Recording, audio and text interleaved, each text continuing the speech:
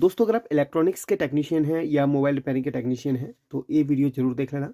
खासकर video beginners के लिए बना रहा हूँ, जो काफ़ी लोग कमेंट करते हैं कि एक ऐसा मल्टीमीटर सजेस्ट करें जो कम बजट का हो और जिसमें फ़ीचर बहुत अच्छे हों।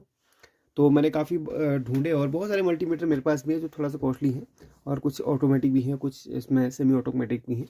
बट ऐसा मल्टीमीटर जो कि मैं अपने पर्सनली यूज़ के लिए भी यहाँ पर लेके आया हूँ, वो है सनशाइन का एक बहुत ही ख़ास और बहुत ही खूबसूरत मल्टीमीटर। सनशाइन के इस ख़ास मल्टीमीटर के अंदर सारे फीचर्स दिए गए हैं जो कि एक मल्टीमीटर के अंदर होने चाहिए, ए टू जेड। अब यहाँ पर देखिए, सनशाइन का एक बेसिक मल्टीमीटर भी आता है जो 400 साढ़े 400 के बजट का होता है।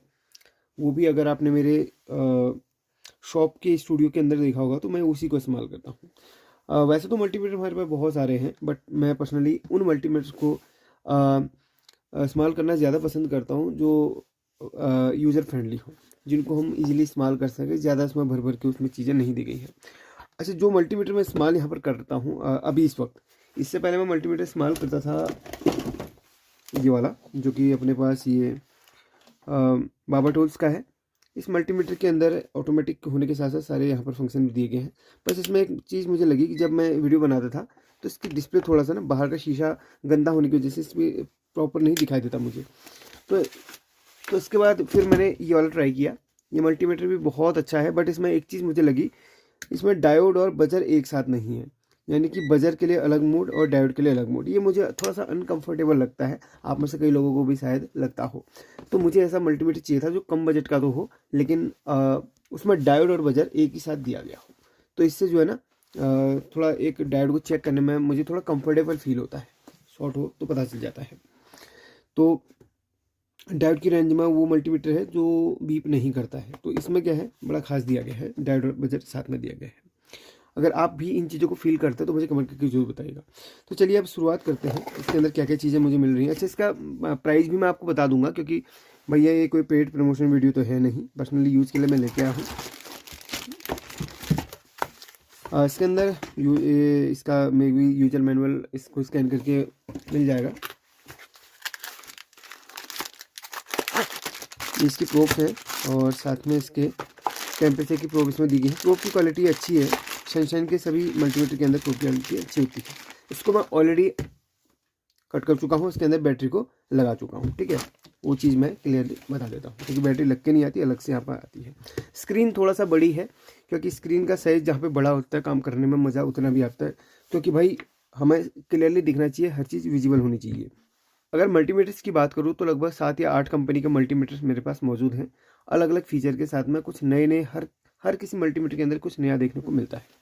अब इसमें कुछ कमियां भी मुझे लगती हैं और कुछ खूबियां भी मुझे लगती है, वो सारी चीज़ें बताऊंगा।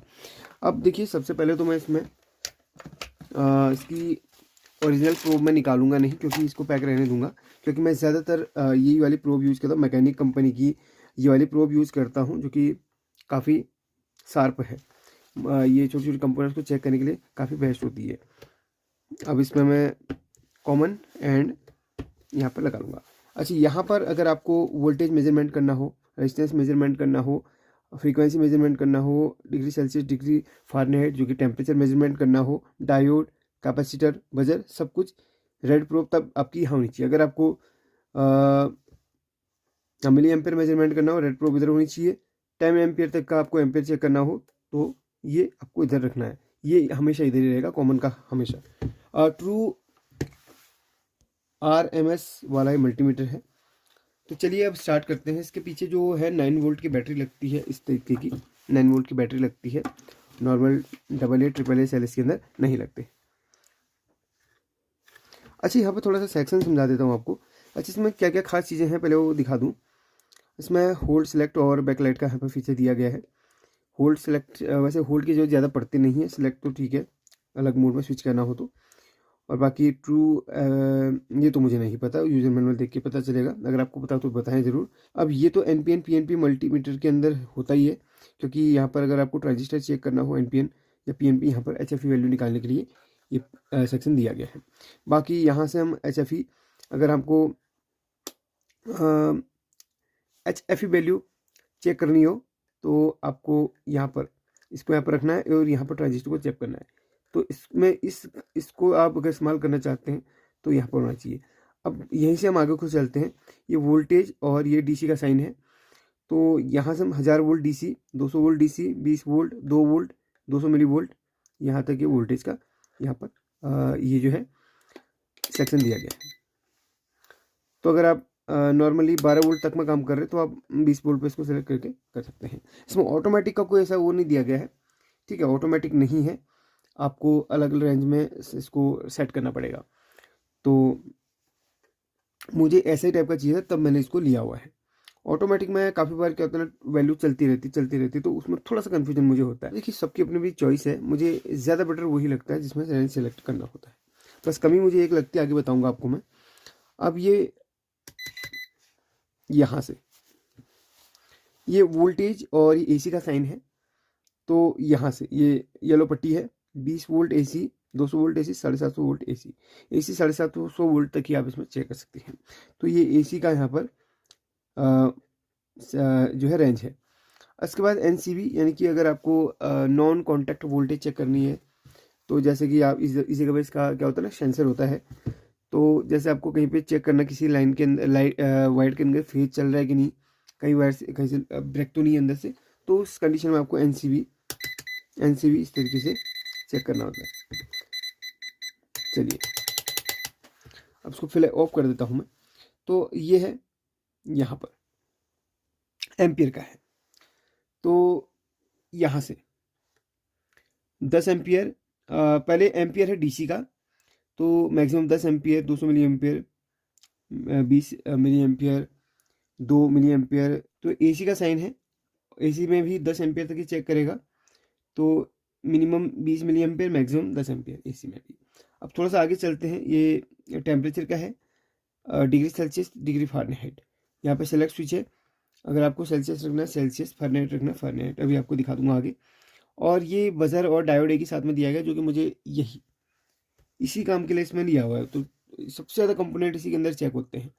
अगर आप किसी सर्किट में कोल्ड टेस्टिंग कर रहे हैं, तो कोल्ड टेस्टिंग में सिर्फ दो ही सेक्शन की सबसे ज़्यादा ज़रूरत पड़ती है। एक तो डायोड बजर की ज़्यादा ज़रूरत पड़ती है और रेजिस्टेंस की ज़्यादा ज़रूरत पड़ती है।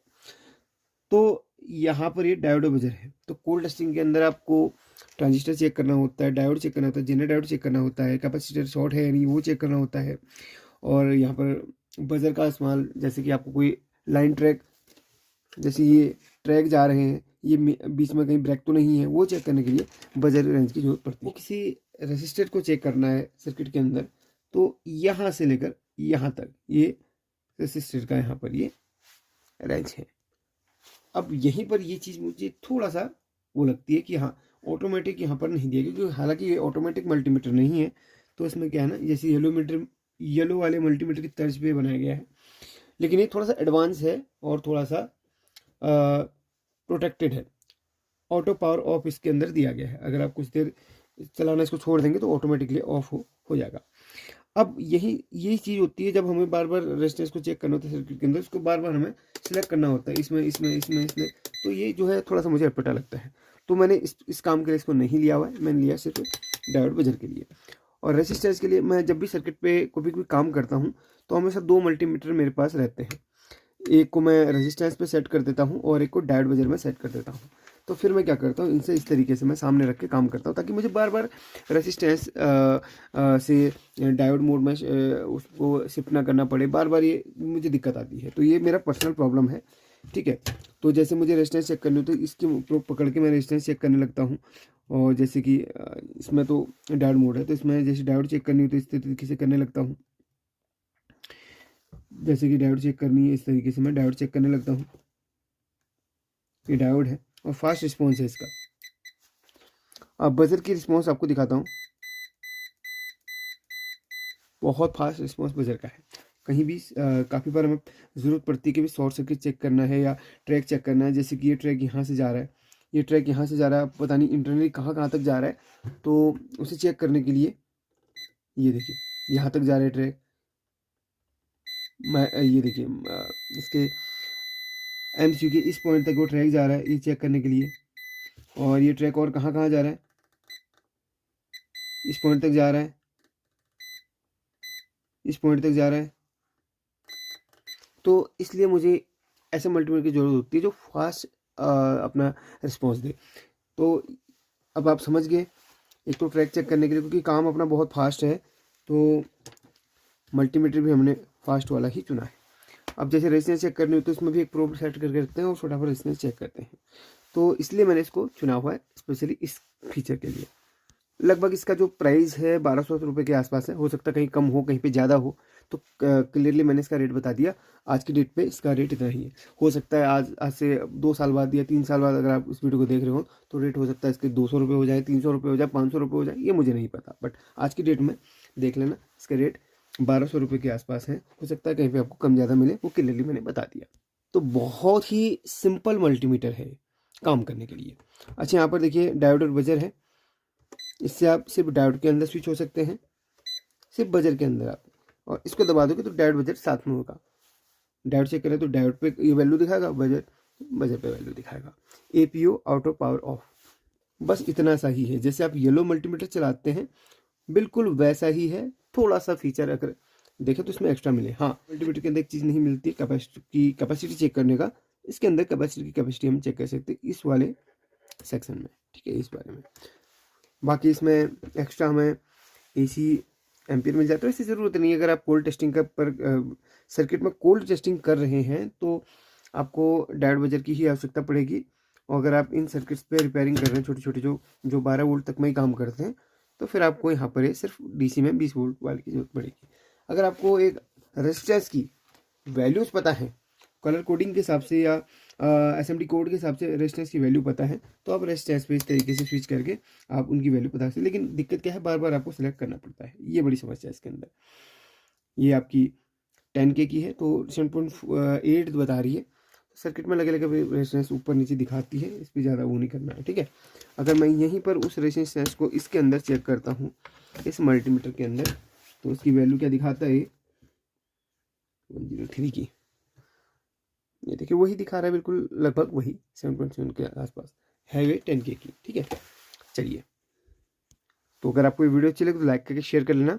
इसका मॉडल नंबर है DT890N। जहाँ पर भी आपको मिलता है वहाँ से आप ले सकते हैं, और रेट आपको बता दिया। वैसे मैंने इसको पराना टूल से लिया हुआ है, तो वहाँ पर मुझे इतने का ही पड़ा। अगर आपको परचेज़ करना है तो वहाँ से परचेज़ कर सकते हैं। Thank you.